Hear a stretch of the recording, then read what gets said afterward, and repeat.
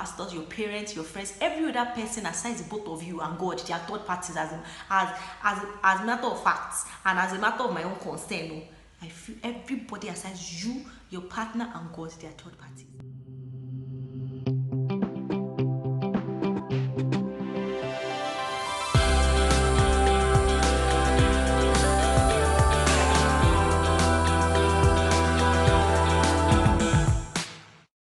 Hi guys, welcome back to my YouTube channel. Welcome. I say big welcome to our returning subscribers and to our new family members. You're welcome. Like, we are so glad to have you here. Welcome. This is the way I always feel when I'm here. Like, I know I talk about this all the time, but it's just like the way I feel. Like, I just always feel so excited. I always feel so happy. I always feel so vibed up. I always feel so energetic. It's okay, Abisola, it's okay. So, yes, as you know, it's me, your baby girl, Abisola Adeosun. Yay, Abisola, baby, sugar. Oh my God, it's yet another new week. Yes, a new week. I know I said yesterday, Mondays are always summer, but then it's here. You have a new week and it's another Tuesday. Yo. I don't know if you've noticed that our videos now come out Tuesdays and Saturdays. Who is excited? I put it to work because I love to speak with you guys and I love the feedback you guys give to me. Okay, now enough of story. Let's jump into the video of today. Funny enough, the video of today is something that is pissing me. Yeah, but then I've tried to find a way to just smile out of it and just smile and make it all sweet. But let me start. So some days ago, a friend of mine sent me a voice note and he was telling me how that he's he and his girlfriend have to take a break, and I'm like, how can you be taking a break when I just talked about break? Not taking a break, you're taking a break. Why? And he was like, his babe's pastor said that they cannot start a relationship yet, that in their church, in his babe's church, they start a relationship when they leave university. And I'm like, yes, that look like you start relationship after I left the university. I don't understand. Like, okay, I calmed. So he was like, and he and this lady, before they started a relationship, he had the normal routine. You can't even be my friend and not go to the normal routine of starting a relationship. Yeah, they prayed about it and got their convictions and all of this stuff. So it was not an issue of it was not an issue of two people just meeting themselves and not understanding what they wanted to do.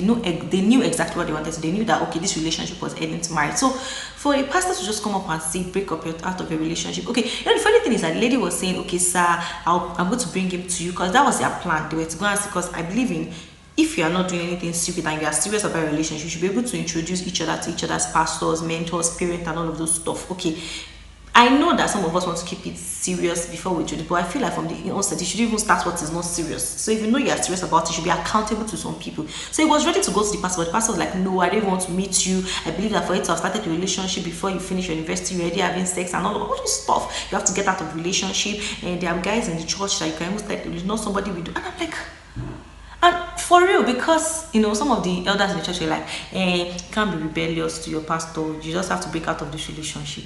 Man, you know, a lot of things pissed me off in this story. First off is the fact that they have to break up their relationship because of what the pastor feels like. And that brings me to what I want to talk about today. Many of us don't have a conviction of why we're in a relationship. And once you don't have a conviction, I swear you will have a big problem. Because see, even after you get into a relationship, let's even put third parties aside. When I talk about third parties, I mean your pastors, your parents, your friends, every other person aside both of you and God, they are third parties as a matter of fact and as a matter of my own concern. I feel everybody aside you, your partner, and God, they are third parties. So let's even put third parties aside. Without conviction, see, when you have issues in your relationship, even before you're married, you almost break up. What keeps you in relationship sometimes, see, a lot of time, never sometimes, is the things you heard from God, the peace of mind, what God spoke to you about that relationship. Yeah, it may not be verbatim. It might not be that he said it to your ears and you heard it verbatim. Okay, it might not be that you heard it like verbally. Please, or your boys come and learn. It may be that it was through his word, you were reading his word. It may be different. That's why I said in like my last video that I think was it my last video or my last two videos where I said that you must know how God speaks to you, because that's the same way we speak to you about a relationship. So it might not be a verbal discussion, it might not be that you heard him, like you heard his voice and all of them, maybe through his word, it may be anyhow he's speaking to you. You have to get that conviction, because when you have issues in your relationship, it has happened to me, and you're feeling like, oh, you start having some doubt. Maybe you're meeting some fine guys, some rich guys, you're meeting some babes that they're correct more than your babe, they're more successful, you're more independent, and that's your kind of spec. It's those convictions I'll keep you that uncle look straight, oh auntie look straight, no, you're not looking sideways. Do you understand what I'm trying to say?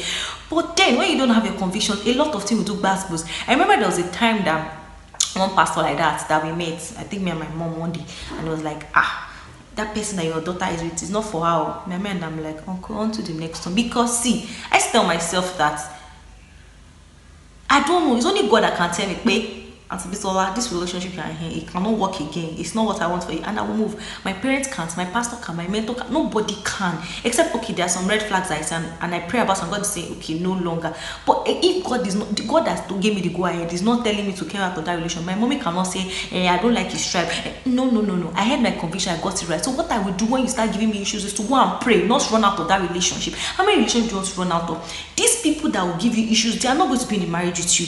Now that your pastor is saying break out of that relationship, you see many ladies today, or let's even leave guys aside, a lot of ladies are not married because this person has told them that guy is not good for them. That person has said this guy no. At the end of the day, they will pass that point in their life where guys are coming to, and there will be a point in their life where it looks as if nobody's even looking their way, and they've given a lot of excuses for not staying in that relation. They've allowed a lot of friends to decide who the spec of their guys should be. They've allowed their friends to tell them. For guys, you allow your friends to be the ones to tell you the lady you should date. Your parent, your mom will tell you that girl, you only fair, you're my only son. You know I've trained you. This girl cannot be your wife.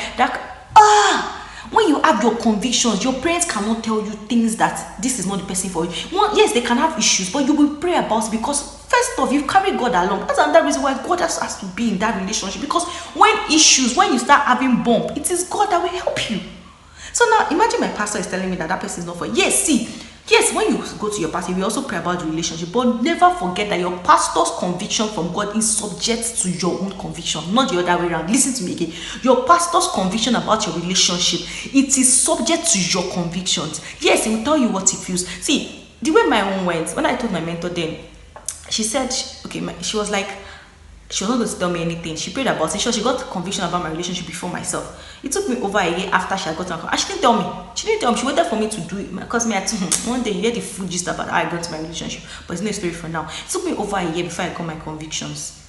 Not because I was praying for more. It's just that I didn't pray all through. It was when I was ready to pray. I was not ready for that, for him. See, it's another whole story. But even when she already knew what God has said about my relationship a year before, she didn't tell me. She wanted me to know what I want, what God is telling me myself. And I now shared my own convictions with her. She now said, oh, okay, that was her convictions too. Imagine that she got a no. She now told me from the beginning, I swear, I'm serious. When you are praying, it's already, you have a bias thinking already, because my pastor has told me that this person cannot be mine. So even when you are praying, when you are hearing yes, you will think it is no. Or yes, you might hear a no for it, but you have to hear it first before somebody, a spiritual head or a mentor, now confirms it, not the other way around. So your pastor should not tell you who you should marry, because he will not go into that marriage with you. Sister, brother, listen to me. Your pastor is not the one that is going to marry that lady. He's not the one that is going to marry that guy. He's not the one that is going to live in that house. Both of you will live there. So you won't go and call your pastor when you start having issues. So the earlier you sit down and talk to God and fix your relationship and get your conviction, so that no pastor will tell you what to do. Many problems you're having in relationship today is caused by pastors saying, yes, both of you are fit. Are they God? No, but they have been put as a head over us, yes, to guide us, not to make final decisions for us. You make your final decisions, yes. They are a guide. They are not the ones to give you the final decision. Same as you. So too is your parents. Your parents should not give you the final decision concerning your relationship, because they won't be in it with you. Nobody else. You have the final say. You and God. It is your convictions that are subjected. Whatever you decide is subjected to what God wants. Yes, God makes the final say, not the other way. So it is God, you, and them.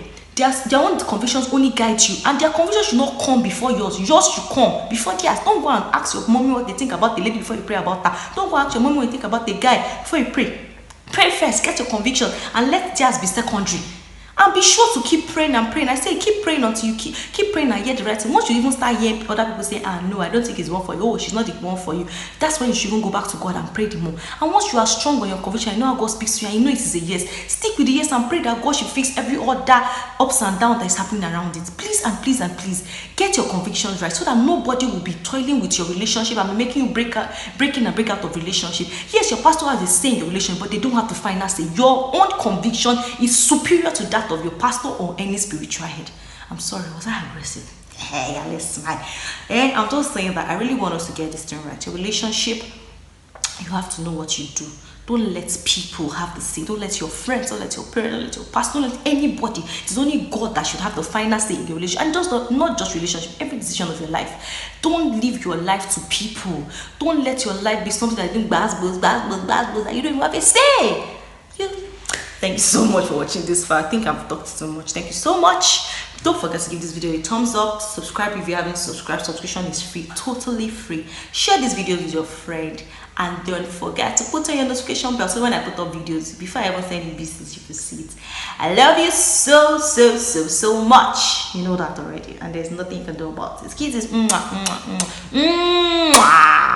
you in my next video.